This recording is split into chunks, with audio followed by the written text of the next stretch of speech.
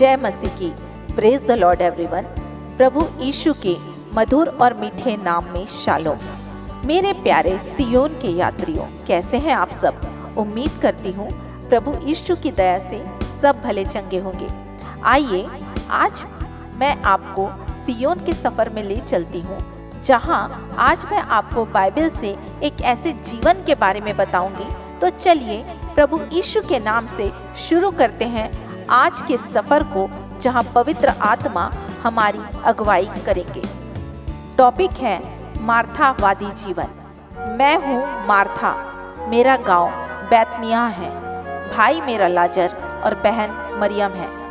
यीशु जब भी बैतनिय्याह से गुजरते थे, हमारे यहाँ ही चेलों के साथ ठहरते थे। एक बार यीशु हमारे यहाँ थे ठहरे, चेलों को वचनों से बता रहे थे भेद गहरे। मरियम भी वहाँ बैठ उन वचनों को रही थी सुन, और मैं पहुनाई करने की योजना बना रही थी बुन। जब देखा मरियम मेरा कामकाज में हाथ नहीं बटा रही थी, मैं मार्थावादी बन यीशु को मरियम की शिकायत लगा रही थी। हे रब्बी, क्या तू नहीं देखता कि मैं कैसे कर रही हूँ अकेले सारा काम? मरियम तेरे चरणों में बैठकर कर रही है आराम। तू उससे क्या है कि वो मेरा काम में हाथ बटाए, जिससे हम दोनों मिलकर सारा काम झटपट निपटाएं। यीशु ने सारी बातें शांति से सुनकर मुझे समझाया। हे मार्था, तुझे बहुत सी बातों की चिंता ने है उलझाया। सुन, मरियम ने उस उत्तम भाग का कर लिया है चुनाव।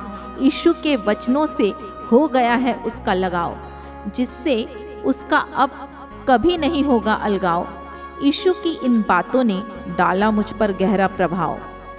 ऐसे ही दिन पर दिन बीतते गया, और एक दिन अचानक से लाजर बीमार हो गया। लाजर को बीमार देख मैं और मरियम हो गए परेशान। तब हमें आया यीशु का ध्यान। हम जानते थे कि यीशु चंगाई देते हैं, और लोग चंगाई पाने के लिए उसके वस्त्र को छूते हैं। हमने यीशु के पास कहला भिजवाया।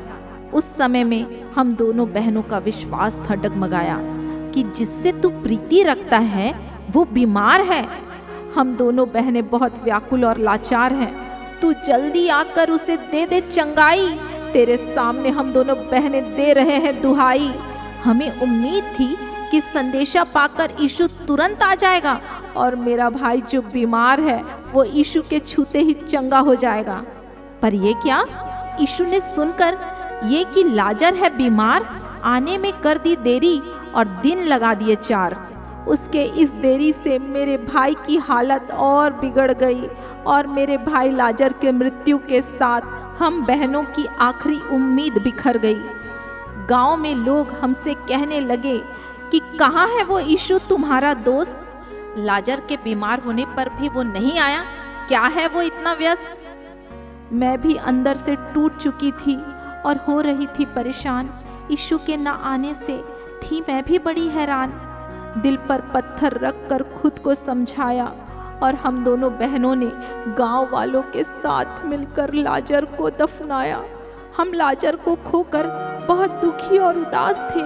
दूर रहकर भी लग रहा था जैसे यीशु हमारे पास थे, पर दिल इस कश्मकश में था कि यीशु क्यों नहीं आया, और बीमार लाजर जो उसका प्रिय था उसे क्यों नहीं बचाया। मैंने देखा और सुना भी था कि यीशु ने कैसे बड़े बड़े काम किए हैं। पानी को दाख बनाया, भूखों को खिलाया, और चमत्कार भी किए हैं। इसी बीच एक शोर ने मेरा ध्यान खींच लिया। यीशु आ रहे हैं। ये सुनकर मैंने रोती आंखों से आंसू पोंछ लिया। मैं उससे भेंट करने को उसके पास गई, और मरियम घर पर ही रोती रह गई। मैंने प्रभु से मिलकर दर्दे दिल की बातें बताई। तूने आने में देर लगाई, इसलिए मर गया मेरा भाई। फिर मैंने अपने विश्वास को हिलाया जो था पूरी तरह से डगमगाया। मैंने यीशु से कहा, मैं अब भी जानती हूँ कि तू जो कुछ परमेश्वर से मांगेगा वो तुझे देगा।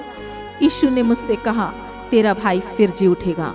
मैंने यीशु से कहा, मैं जानती हूँ कि पुनरुत्थान के दिन ये सब होगा, और लाजर भी उस समय जीवित होगा। यीशु ने मुझसे कहा, मैं ही हूँ पुनरुत्थान और जीवन। जो मुझ पर विश्वास करेगा वह मर के भी पाएगा नया जीवन। मार्था, क्या तू इस बात पर करती है विश्वास? मैंने कहा, मुझे तेरी इन बातों का है पूरा विश्वास। अब हम सब मिलकर लाजर की कब्र को गए। लगा दिल के जख्म फिर से हरे हो गए। यीशु ने कहा, कब्र से पत्थर को हटाओ।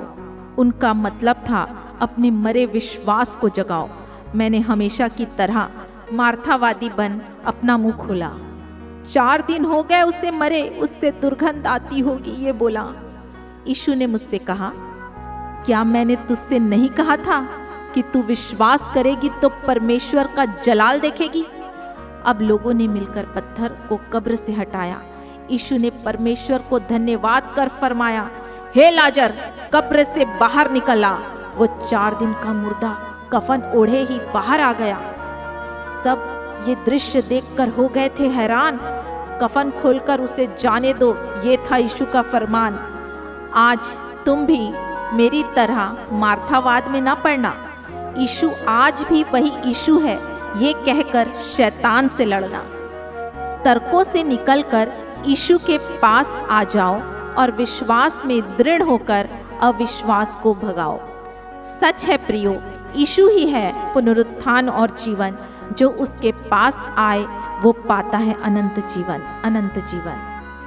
सचमुच मेरे प्रियो सियोन के यात्रियों, यीशु ही है पुनरुत्थान और जीवन, और हमें उसी के पास आना है ताकि हम उसके साथ उस अनंत मीरास में जो उसने हमारे लिए तैयार की है सदा काल उसके साथ रह सकें। जय मसीह की। आशा करती हूँ कि आज इस सियोन के सफ़र में आपको बहुत कुछ सीखने मिला होगा। इसके लिए मैं प्रभु का धन्यवाद करती हूँ। सारी महिमा मेरे प्रभु को मिले। अब विदा लेती हूँ प्रभु के नाम से। जल्दी मिलेंगे एक नए टॉपिक के साथ, एक नए सियोन के सफ़र में। जय मसीह की। प्रभु की शांति जो समझ से परे है हम सबको मिलती रहे। आमीन। फिर कहें आमीन। इस टॉपिक को और लोगों के साथ ज़्यादा से ज़्यादा शेयर करें, लाइक करें और इस चैनल को सब्सक्राइब करें ताकि आने वाले समय में आपको और भी ऐसे ही प्रभु के संदेश मिलते रहें। जय मसीह की।